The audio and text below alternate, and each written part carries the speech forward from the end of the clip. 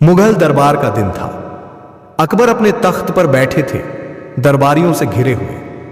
बीरबल चुपचाप उनकी आंखों में उठते बादलों की तरह गहरी बेचैनी पड़ रहा था। उस दिन अकबर का मूड कुछ अजीब था। अचानक उन्होंने आदेश दिया, आज हर दरबारी सच बोलेगा, चाहे जो भी कीमत चुकानी पड़े। सब डर गए। अकबर की नजरों में एक अलग चमक थी, जैसे वह किसी राज की तलाश में हो। दरबारियों में एक नया वजीर शामिल हुआ था, मीर कासिम।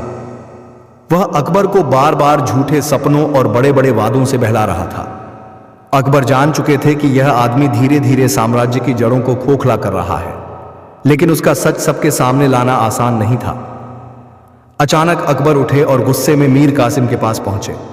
बिना कुछ कहे उन्होंने उसे एक जोरदार थप्पड़ जड़ दिया। पूरा दरबार सन्न रह गया, लेकिन उस थप्पड़ की आवाज साधारण नहीं थी। जैसे ही अकबर का हाथ वजीर के गाल से टकराया, पूरा महल कांप उठा।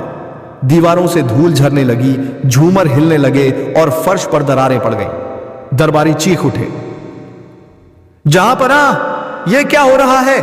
बीरबल भी चौंक गया, पर उसकी बुद्धि ने तुरंत संकेत पकड़ा।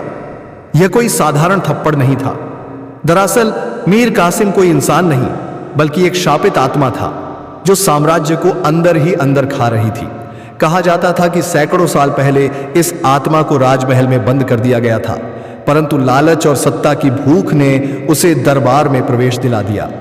थप्पड़ पड़ते ही उसका असली रूप बाहर आ गया। उसका चेहरा काला पड़ गया, आंखों से अंगारे बरसने लगे और उसने गूंजती हुई आवाज में कहा, अकबर, तूने मुझे जगाया है, अब तेरे साम्राज्य की नींव ढह जाएगी। वह थप्पड़ मेरी बेड़ियों को तोड़ चुका है। और सचमुच साम्राज्य धीरे धीरे बिखरने लगा। खेत सूख गए, सैनिक बगावत करने लगे, प्रजा बेतहाशा दुखी हो उठी। अकबर को समझ आया कि उनका गुस्सा और वह थप्पड़ ही इस विनाश का कारण बना। लेकिन बीरबल हार मानने वाला नहीं था। उसने अकबर से कहा, जहांपनाह, गलती हो चुकी है, पर इसे सुधारा जा सकता है। यह साम्राज्य आपका है, लेकिन इसे बचाने के लिए आपको अपने अहंकार का त्याग करना होगा। केवल नम्रता और न्याय ही इस शाप को तोड़ सकते हैं। अकबर ने अपनी तलवार महल के बीचों बीच रख दी और पूरी प्रजा से माफी मांगी। उन्होंने वचन दिया कि अब कभी अहंकार में आकर कोई निर्णय नहीं लेंगे। तभी धीरे धीरे हवाएं थमी, दरारें भरने लगीं और साम्राज्य बच गया। उस दिन के बाद से अकबर को समझ आ गया कि एक राजा का सबसे बड़ा हथियार उसकी तलवार नहीं, बल्कि उसका न्याय और धैर्य है। दोस्तों, यदि कहानी आपको अच्छी लगे तो वीडियो को लाइक करें और चैनल को सब्सक्राइब अवश्य कर दें।